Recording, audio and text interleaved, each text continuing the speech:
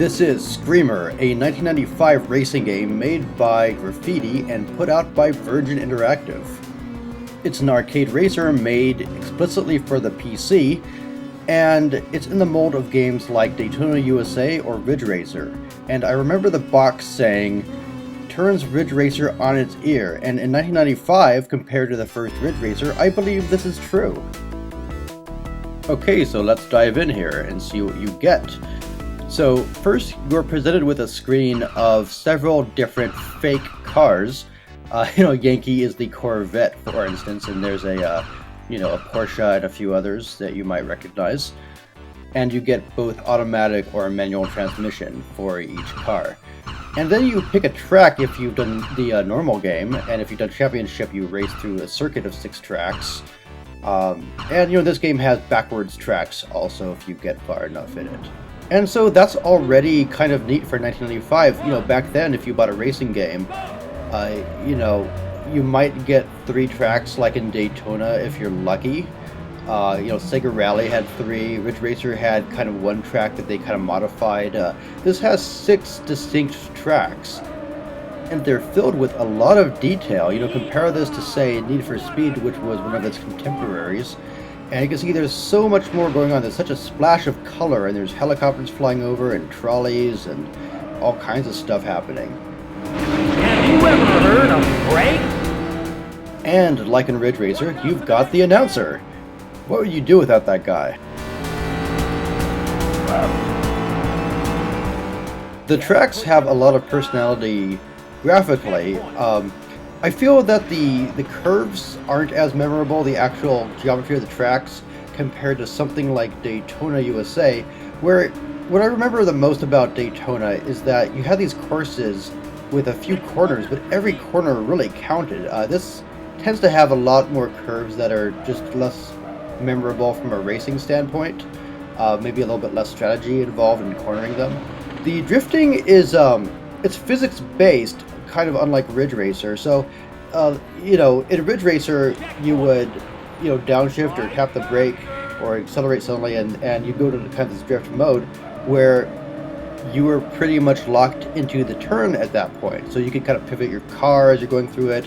You could actually do a 180 degree in Ridge Racer as you go through the turn. In Daytona, it's a lot more physics-based, where there's a lot of finesse to it.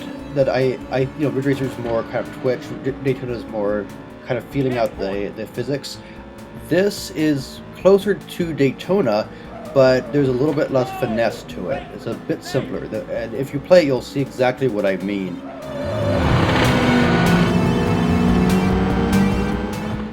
That corner there that I just completely botched was one of the more memorable corners in Screamer.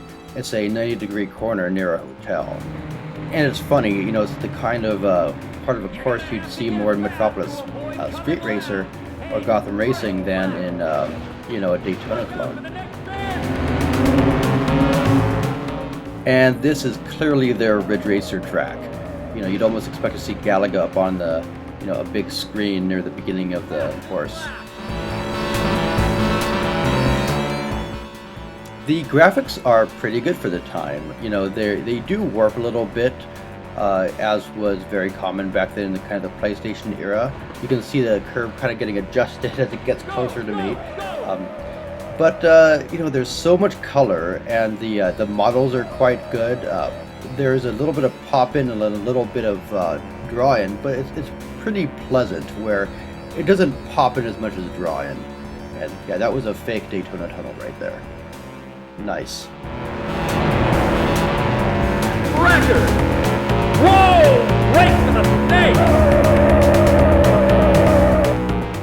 That was a good demonstration of the drifting mechanic in Screamer. You see, as my car's drifting, it's kind of continually turning more and more sideways until I straighten out, and then it just kind of pops. Back to black! Fantastic! It must be real hard being this... I want to point out that in the 6 original courses in Screamer, this is the closest it gets to reusing material from one track to another. Like in Ridge Racer's other tracks, this takes the first track of the game and swaps out some parts of the tracks with new parts. The graphics scream along at 60 frames a second. There's a little bit of tearing here, but that might be due to the scan converter. I don't remember this game really tearing a whole lot on just direct to VGA. This is actually running off real hardware. I picked up a Windows 95 machine off the street a few days ago and fixed it up, and this is the result. This one can't run in high resolution. I think it's like a Pentium 200 or something. But if you have something even faster, you can totally do that.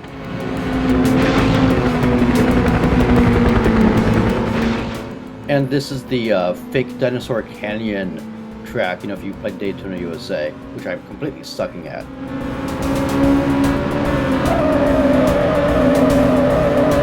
Yeehaw! What a great corner! Really? That's what passes as a great corner around here? Now, I gotta apologize for being really rusty at this game as I'm trying to review it. Because of that, I can't show you any really good driving technique. You'll see me skid out and crash into corners, crash into other cars, and this game gets pretty hard. If you set it on pro level, the computer actually puts up a real fight. One thing I have to mention is that this game is usually CD audio, and not only is my computer not currently hooked up to do that, I don't know where the disc went. It's one of those discs you see when you're cleaning the house and you kind of put it aside, and I looked everywhere, couldn't find it, which is sad because not only does it have jammin' tunes for the game soundtrack, but it looks like a speedometer. It's a really cool looking disc. So you'll just have to enjoy the FM synthesis jams for now. Anyway, back to gameplay. One thing the game gives you are 3 additional modes, besides just racing. There's a time attack mode, which, we all know what that is. But then you have these modes, like here's a mode where you hit the coins to get time. Look at the clock, it's 4 seconds left. And every time you hit a coin, or cone, it bumps it back up. Here's one where you have to go between cones to get the timer bumped up enough to complete a lap. And you have to be really precise to complete these modes, because look at this. Every time I complete my objective going between these 2 cones, I only get 2 seconds back. And the clock is ticking.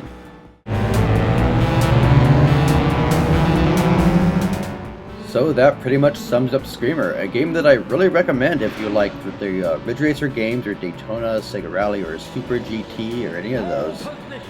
It's just good arcadey fun.